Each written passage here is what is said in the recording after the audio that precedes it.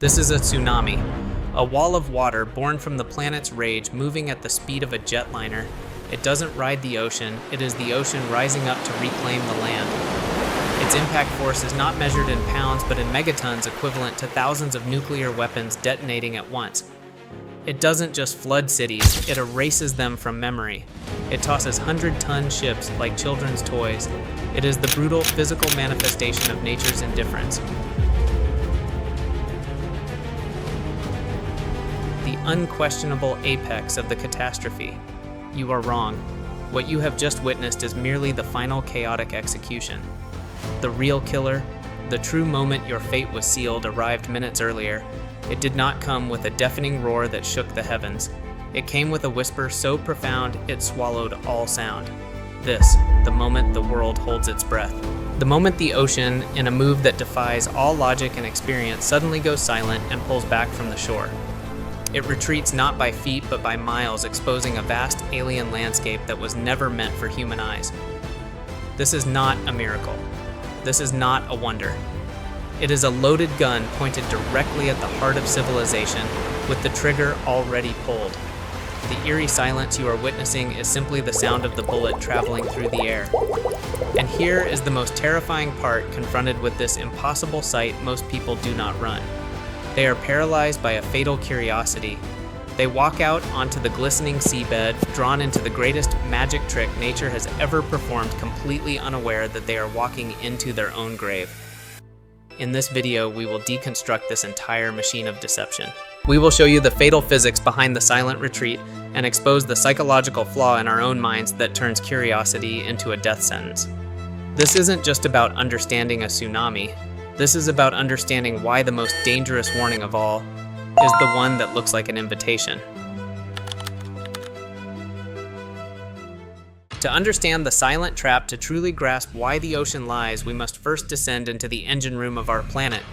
The journey begins miles beneath the sunlit surface in the crushing absolute darkness of the abyss.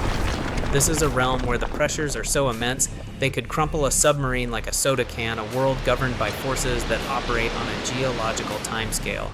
Here, the very crust of our planet is in a state of perpetual slow-motion war. Imagine two tectonic plates, colossal slabs of rock the size of continents, grinding against each other for centuries.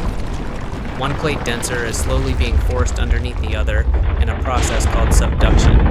But the movement isn't smooth. Friction holds them in place, and for decades, even centuries, they are locked together. All the while, the immense energy from the Earth's mantle continues to push, building up an amount of stress that defies human comprehension. It's a geological spring being coiled tighter and tighter, accumulating a level of potential energy that would dwarf all the world's nuclear arsenals combined. Then the breaking point is reached. The friction gives way. In a single catastrophic moment, the overriding plate violently snaps upward, sometimes by several meters, releasing centuries of stored energy in a matter of seconds. This is an underwater mega earthquake. This sudden vertical movement acts like a giant piston, punching the entire column of water above it, billions upon billions of tons of ocean upwards from below. On the surface, it may start as a barely perceptible ripple, but it is not a ripple. It is a scar of pure energy, a distortion in space-time now traveling across the ocean at the speed of a jetliner. Now here is the critical piece of the puzzle, the detail that turns this raw display of power into a calculated, deadly deception, and the very reason you are watching this video.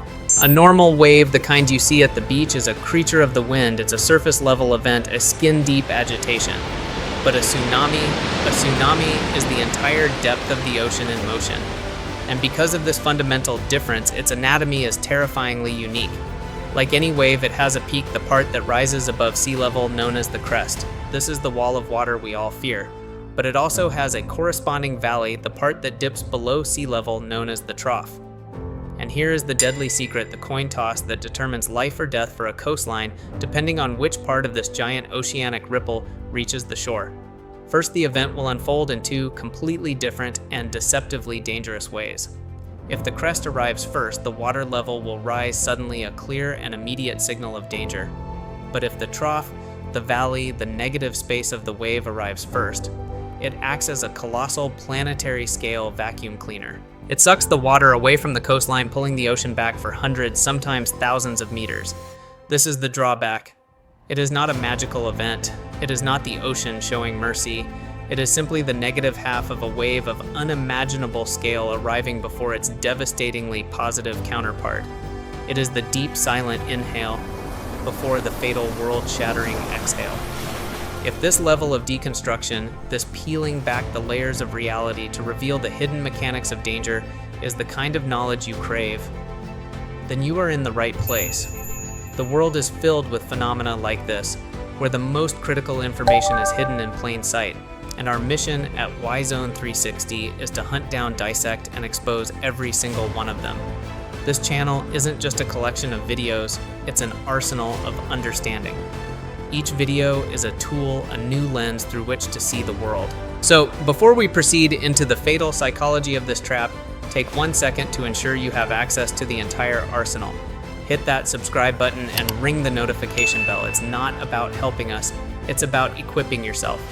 Don't miss the knowledge that could one day be critical, because this drawback, this grand act of physics, is more than just a physical event. It is the perfect bait. It is the first move in a deadly game of chess, not with the land, but with the fragile, curious, and fatally predictable nature of the human mind itself.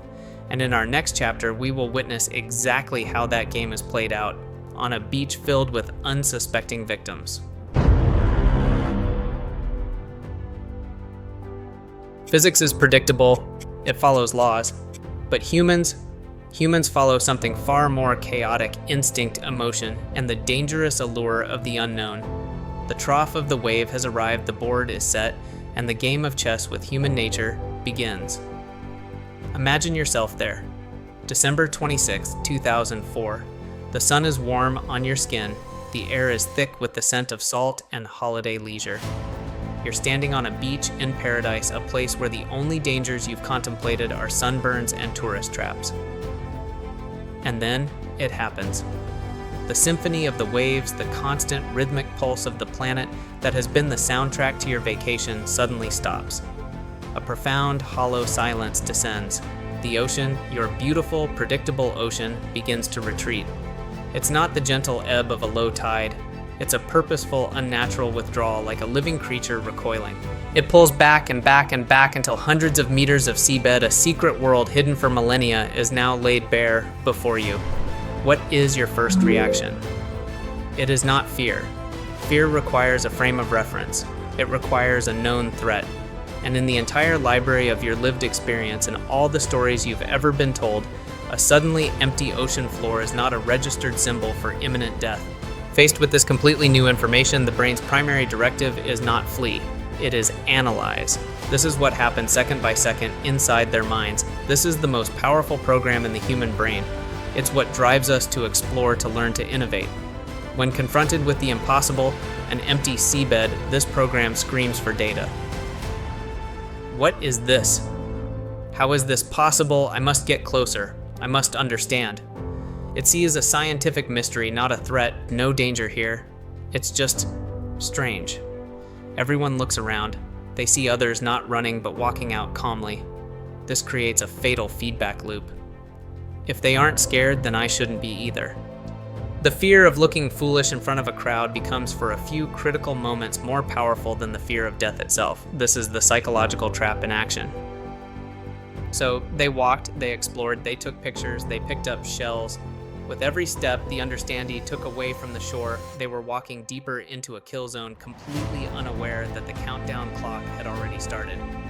They weren't being stupid, they were being human, and their very human nature had been turned into a weapon against them. But the trap wasn't just in their minds.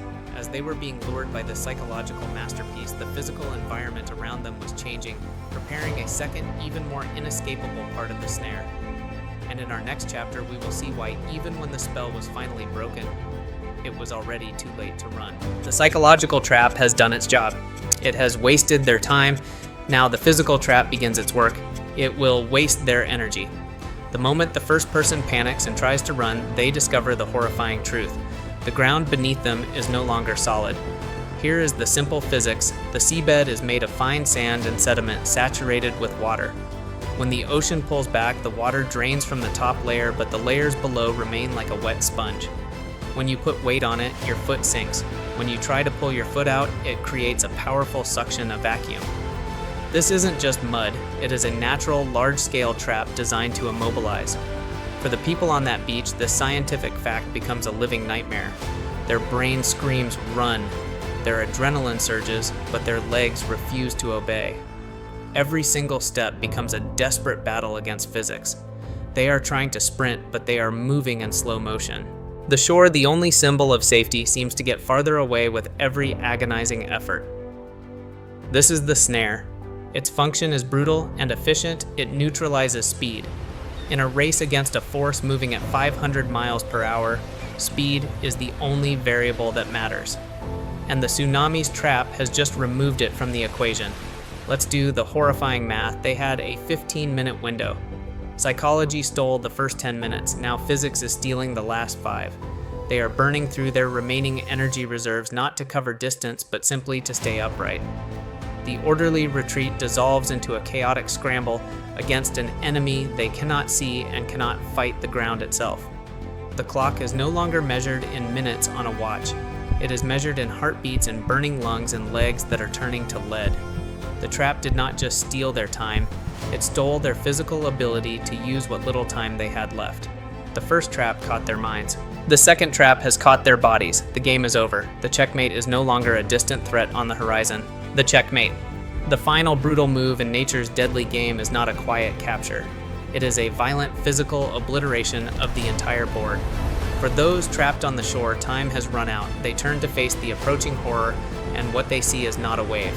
That is the final and most cruel deception. A wave is made of water. This is something else entirely. This is the very earth itself mobilized and weaponized against them.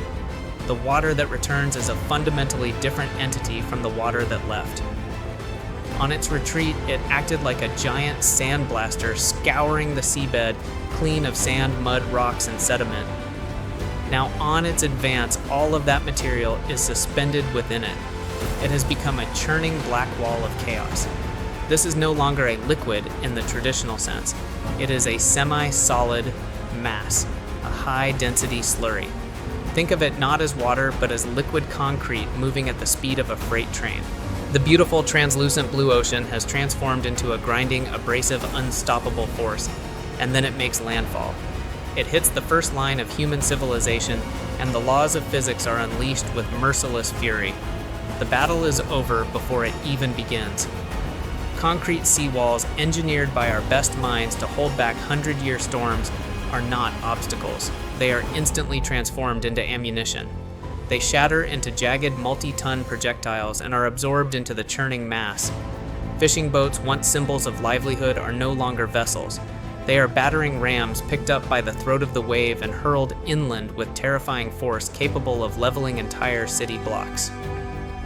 Houses, the very symbols of shelter and safety, are not sanctuaries. They are splintered into a million wooden daggers, each one a new projectile in the tsunami's ever-growing arsenal of debris. It is no longer a tsunami. It is a wall of debris. A self-fueling engine of destruction that grows stronger and more lethal with every structure it consumes. This is the horrifying physical truth that simple fluid dynamics equations don't fully capture. The true lethal power of a tsunami comes not from the hydraulic pressure of the water itself. It comes from the kinetic energy, the raw, brutal force of the solid objects the water is carrying. The evidence from forensic analysis of tsunami aftermaths is tragically, brutally clear. The primary cause of death is not asphyxiation from drowning. It is extreme, catastrophic, blunt force trauma.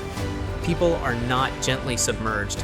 They are overwhelmed, impacted, crushed, and torn apart by the relentless, grinding, unstoppable power of the debris within the wave. The water is merely the delivery system for a payload of pure kinetic violence. The silent retreat of the ocean was a lie. The beautiful empty beach was a lie. Even the returning wave itself was a lie, hiding its true brutal nature as a carrier of solid death until the very last moment. We have now deconstructed the entire machine of deception, from the colossal geological engine miles below the Earth's crust to the fatal flaws within our own curious minds, and finally to the horrifying physics of its true weapon. The trap was sprung. The weapon has been revealed in all its terrible mechanical glory. The only question that remains, after witnessing this unimaginable systematic destruction: what is the lesson?